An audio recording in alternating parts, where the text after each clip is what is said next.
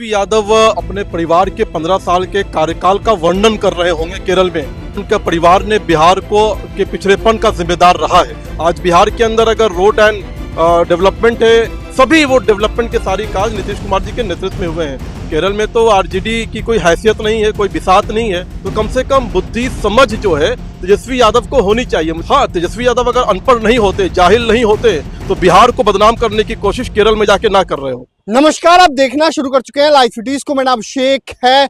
नेता प्रतिपक्ष तेजस्वी यादव ने एक बड़ी बात कही है। उन्होंने केरल में एक बयान में साफ साफ कहा है कि बिहार हर क्षेत्र में सबसे पीछे है, सबसे नीचे है। चाहे शिक्षा का हो मामला हो, चाहे स्वास्थ्य का मामला हो, बिहार पिछड़ा राज्य है। ये बातें तेजस्वी यादव ने कही हैं।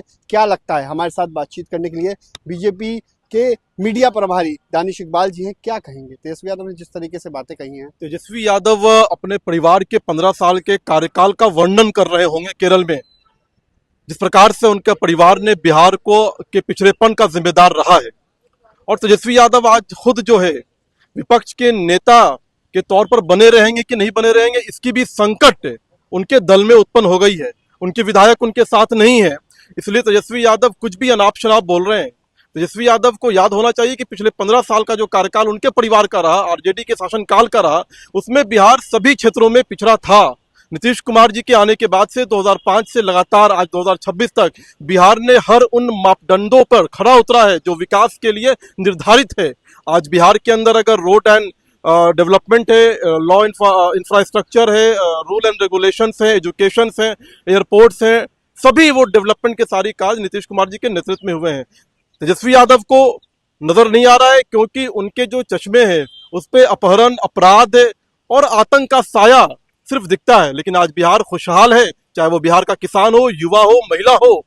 आरक्षण का बात हो, बिहार में महिला को आरक्षण मिला, जो पार्लियामेंट जो हमारा पंचायती चुनाव है उसमें आरक्षण मिला, हमारे ओबीसी दलित को आरक्षण मिला। ये सारे काम जो है बिहार की सरकार ने नरेंद्र मोदी जी के नेतृत्व में सामाजिक न्याय के आधार पर सभी लोगों को, सभी समाज को मुख्य धारा में लाने का काम किया है, और आज बिहार जो है तीव्र गति से विकास की ओर अग्रसर है। लेकिन जिस तरीके से उन्होंने केरल में बातें कही हैं, केरल में जाकर कहा है कि बिहार में ऐसी स्थिति है और केरल में वोट मांग रहे हैं, बिहार को मैसेज देकर केरल में वोट मांग रहे हैं। बिहार की जनता ने जहां पे उनका कुछ वोट बैंक था, वहां की जनता ने उनको आईना दिखाया, 25 सीटों से नीचे सिमट करके उनको रख दिया।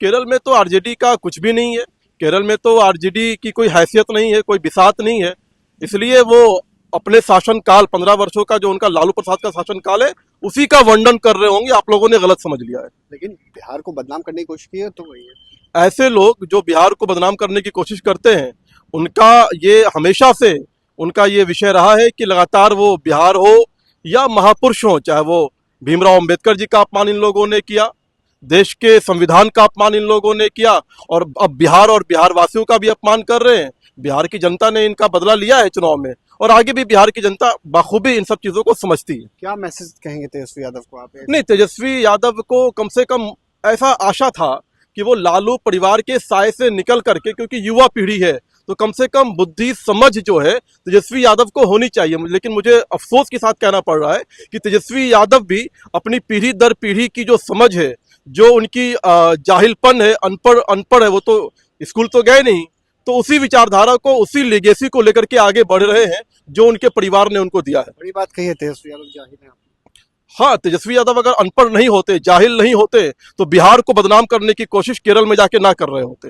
बदनाम किया है निश्चित तौर पर। अगर इस प्रकार की बात कह रहे हैं कि बिहार पिछड़ा है और बिहार में कोई चीज डेवलपमेंट नहीं हुआ है, तो मुझे लगता है कि ये तो एक अनपढ़ गंवार ही बोल सकता है जिसको बिहार के अंदर विकास नहीं दिख रहा हो। अच्छा, बिहार में इन दिनों घटनाओं को लेकर आरजेडी निशाना साध रही है कि बिहार में लॉ एंड ऑर्डर पूरी तरीके से फेल हो गया।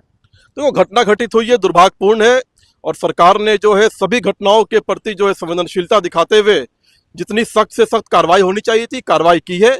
जो भी अपराधी हैं वो 24 घंटे के अंदर सलाखों के पीछे है, कोई भी बाहर घूम नहीं रहा है, और जो पीड़ित हैं, जिनके साथ घटना घटित हुई, जो आपदा हुई, जो भगदड़ मची, स्टैम्पडी हुई, उन सभी पीड़ितों का जो है पूरा प्रबंध किया गया है। उनके इलाज का, जिनकी जान गई है उनको भी मुआवजा सरकार दे रही है, उनको भी आर्थिक मदद कर रही है। लेकिन हाँ, जो अपराधी होंगे, चाहे वो प्रशासन के लोग अपराध उसमें संलिप्त हो, इन्वॉल्व हो, या जो मैनेजमेंट के लोग हैं, कोई भी अगर होगा उसको बख्शा नहीं जाएगा। पुलिस प्रशासन के अधिकारियों को भी जो है सरकार ने सस्पेंड किया है, जांच जारी है, कोई भी एक व्यक्ति बख्शा नहीं जाएगा। कोई भी एक व्यक्ति बख्शा नहीं जाएगा। बीजेपी के जो मीडिया प्रभारी हैं, उन्होंने साफ साफ कहा है तेजस्वी यादव जाहिल हैं, अनपढ़ हैं, इसीलिए ऐसी बातें कह रहे हैं, बिहार को बदनाम कर रहे हैं। तो बड़ी बात कही है बीजेपी के मीडिया प्रभारी ने। अब आगे देखना होगा कि इसको लेकर आरजेडी का क्या रिएक्शन सामने आता है। बने रहिए लाइव सिटीज के साथ, हमारे यूट्यूब चैनल को सब्सक्राइब करिए। फिर चला के धन्यवाद।